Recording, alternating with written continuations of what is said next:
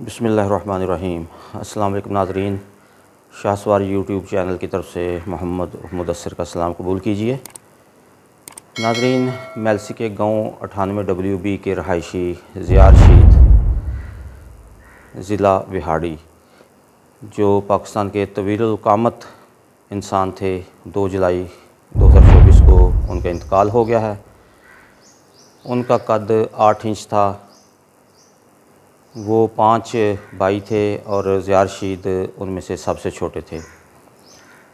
زیار شید کے اگر بچپن پہ نظر دوڑائیں تو 12 سال کی عمر تک ان کا قد نارمل تھا۔ پھر اس کے بعد ان کی باڈی میں ایک گلینڈ یا غدود بننا شروع ہوئی، جس کی وجہ سے جو گروتھ ہارمونز ہیں ان کی پروڈکشن بڑی تیزی سے ہوئی اور پھر ان کا قد اچانک بڑھنا شروع ہو گیا۔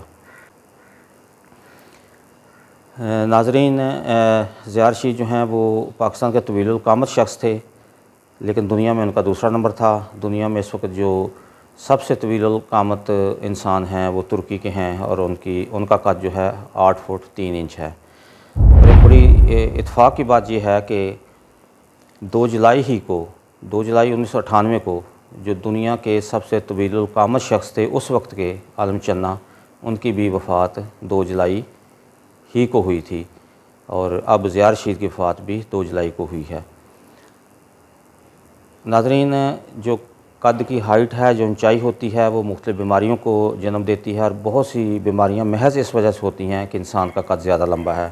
تو زیار شید کے ساتھ بھی یہی معاملہ تھا۔ وہ کافی بیماریوں میں مبتلا تھے، اور جب کسی انسان کا قد زیادہ لمبا ہوتا ہے معمول سے تو پھر اس کو ہارٹ اٹیک، فالج کا حملہ اور ڈائبٹیز یعنی شوگر کی بیماری ہونے کے چانسز بہت زیادہ ہوتے ہیں۔ زیار شید کے ساتھ بھی یہی معاملہ تھا کہ وہ شوگر کے بھی مریض تھے، اور پھر ان کے جو سکن کے پرابلمس تھے، ان کو السر تھا ٹانگوں کا، وہ بھی ان کے لیے کافی تکلیف دہ تھا۔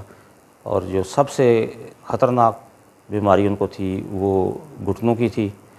وہ بڑے عرصے سے اس میں مبتلا تھے اور اس کا کوئی خاطر خواہ علاج نہیں ہو سکا، نہ ہی حکومت نے کوئی مدد کی، حالانکہ ان کے والد جو تھے وہ بھی ڈاکٹر تھے، ڈاکٹر عبدالرشید، اور ان کے جو 2 بھائی ہیں وہ بھی ڈاکٹر ہیں، لیکن ان کی جو گھٹنے کی بیماری تھی اس کا کوئی اچھا علاج ممکن نہیں تھا پاکستان میں، اور جو کچھ وہ کر سکتے تھے یہاں پہ ان کا علاج معالجہ ہوا، لیکن حکومت نے باہر کے ممالک میں ان کے علاج معالجے کے سلسلے میں ان کی کوئی مدد نہیں کی۔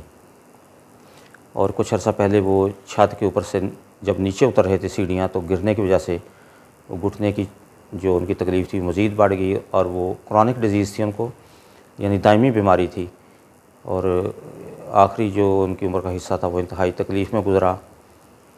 تو اب وہ 2 جولائی 2024 کو وہ اللہ تعالیٰ کو پیارے ہو گئے ہیں۔ ناظرین، وہ انتہائی خوش اخلاق انسان تھے، بہت ملنسار تھے۔